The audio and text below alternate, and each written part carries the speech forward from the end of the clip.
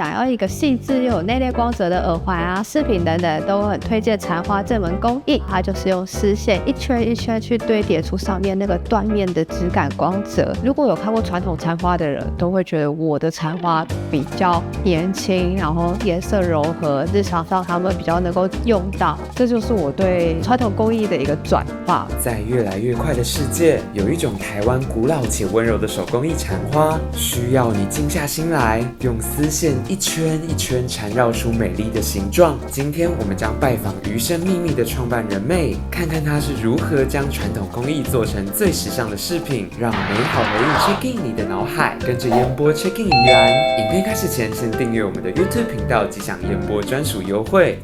嗨，大家好，我是妹，我是余生秘密的创办人。这个品牌的话，主要是以台湾传统工艺缠花为基础去延伸的一个工艺品牌。缠花其实是一个用丝线，然后缠绕在纸板跟铁丝上一圈一圈去延伸的。对我来说，它是一个慢生活的态度，因为这个没有办法做得很快。大概清朝的时候就是传到台湾，两边的发展后来其实非常的不一样。缠花的话，它在台湾它分成3种。一个的话是闽南人在使用的，它叫做纯阿灰；客家的话他们会叫缠花或是绣线花；金门那边的话叫做吉花。所谓的纯阿灰，以往是用在婚宴上面，不同的女生会佩戴不同的样子。客家人的话，他们比较多用在所谓的贡花上面。不知道各位有没有看过茶经？有钱的千金小姐，他们在出嫁的时候都会需要准备所谓的贡花，它的颜色会非常的丰富，那个花越丰富，代表那小姐的身份越尊贵。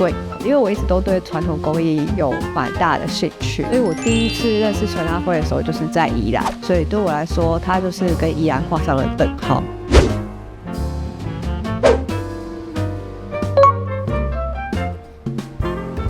介绍一些我在宜兰比较喜欢常去的景点。这间咖啡它是一个很温馨的空间，在那里整个可以安静下来，所以我有些时候也会把我的插花作品带到那边去做。所以不管是它的咖啡豆啊，或是它的饮品啊，以及在店里的书籍，包括还有我的插花饰品等等的，我觉得都是非常值得推荐的东西。宜兰是一个很多雨的地方，所以假设你今天来到这里，刚好遇到下雨天的话，都很欢迎到这间店里去坐坐，然后看看外面的雨景，来感受一下宜兰的日常。缠花这门工艺的起点的话，其实是从武杰跟陈惠美老师学习，现在他是国家认证的技艺传承者。陈老师是一个他很希望我们可以把根守好，但是同时有些创新的东西的老师，所以我那时候就把传统12支的其中一支叫做玫瑰的做成了耳环。现在我这个年纪大概30甚至更小，他们其实都不认识缠花这门工艺，所以我开始把它做的比较日常生活一点，不管是在选色配色上面，饰品的设计上面，这就是我对传统工艺的一个转化。我自己蛮坚持一定要用传统的技法，所以我用的材料也都是传统的丝线纸板。明初的时候还蛮多人在做纯阿灰的，它是庶民工艺，因为结婚的时候人人都要用，贴补家用的，所以它一支可能才10几块钱。那它的材料的话又是纸板跟铁丝跟线，所以它其实是日常都很容易取得的。它有12个样式，然后这12个样式代表不同的身份，比如说像这一支它是石榴，新娘子才可以佩戴的，因为石榴代表多子多孙。那像这一支的话，它是康乃馨，代表的是母爱。把丝线先缠绕在铁丝或者是铜线上面，先做一个底，之后我们再把纸板放上来，然后再一圈一圈一圈一圈很缓慢的去绕。我觉得那个一圈一圈绕的状态下，同时它又要有光泽感，其实它是需要有一个口诀叫做松紧松紧，因为如果你的线太松的话，我们其实同时也会从纸板上滑落，但是太紧的话，它的光泽感也会消失。手感上面的训练对我来说，它也是人生上的一个想法，因为我个人觉得现在的人都活得很紧绷，学会放松，你才有办法就是把紧的这件事情做好。它就是我觉得缠花给我比较多的想法。因为我以前是在成衣产业工作，那我觉得那样快速的节奏其实对身体蛮不好的。我就刚好也发现说我有罕见疾病。那我的罕见疾病是所谓的粒线体缺陷，天生设计就是不适合一直工作。在那个情况下，我刚好遇到了产花工艺。我平常其实也会游走于宜兰跟台北两边的市集，是我觉得一个我可以把产花工艺再更往大众介绍的场域。我觉得很多人没有办法认识产花，是因为产花工艺很多时候它还是只会在博物馆或是展览的状态下去被呈现。我选择用饰品的方式，是因为我自己可以佩戴之外，佩戴它的漂亮女生也都可以同时帮我宣传这一门的工艺。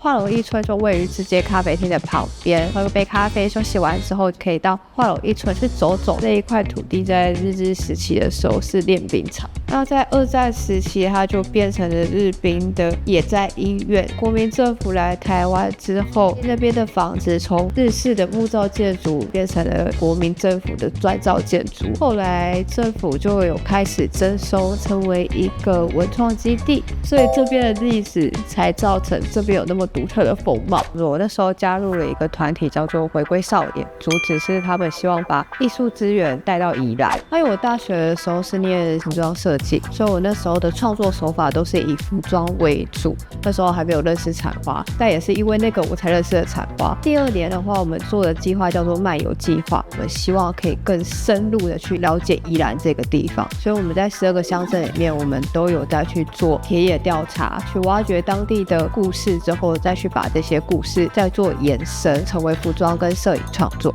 那我的部分的话，我就是做了苏澳、东山跟五节的田野调查。我印象最深刻的是苏澳，以前南方澳其实不是渔港，而是珊瑚港。在民国70年代的时候，台湾还有大量的珊瑚船，那都是合法。后来的确因为珊瑚的产量越来越少，南方澳才慢慢的转型成渔港。那我的摄影师也蛮有趣的，他那时候就去跟渔夫要到他们不要的渔船上的鱼灯。那我们在拍摄的时候，其实就把那个灯给加进去，它代表的是一个渔船在回港的时候，他们看到大量的灯，安心的感觉，就像回家的感觉。东山的部分是以东山河整治主题去做延伸，五节的部分的话是用二节王公庙那边有一个过火仪式，净化的角度去看这一套服装创作，这样。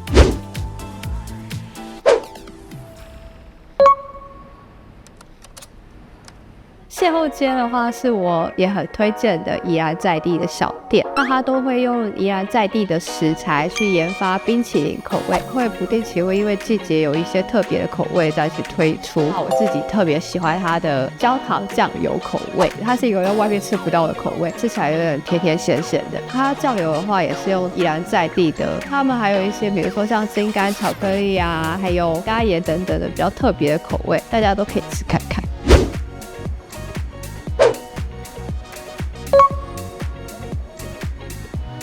现在因为夏天很热，有一个避暑的选择的话，蛮推荐大家去李科永图书馆看看书、看看建筑，整个采光的设计都非常的舒服，比较不会像是一个封闭的图书馆的感觉。因为其实在宜兰火车站那边有很多的吉美仪的装置艺术，其实也有延伸到李科永图书馆，它有一个阶梯，那你可以选了一本你喜欢的书坐在那里，那吉米的人物也会就是坐在旁边陪你一起看书。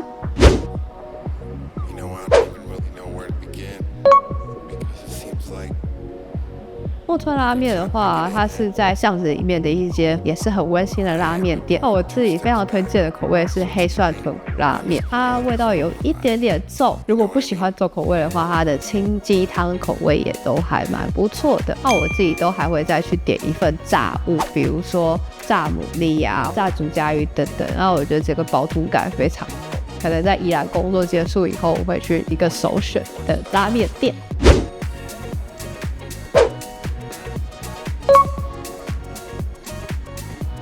迪化街红面线它其实就是路边的小吃，所以它没有一个很明显的招牌，那是宜兰市的在地首选，就是宜兰人都从小吃到大的一个红面线。那它早上8点就开了，所以有些人会把它当做一个早餐的选择。我都会点小碗的，然后再加上一份10元大肠。至少我家台北附近那边都会是一些比较红面线加大肠，又加了一大堆有的没的。宜兰的迪化街红面线的话，它就是红面线加大肠很纯粹的味道，然后我自己会再加一些黑醋，我自己很喜欢。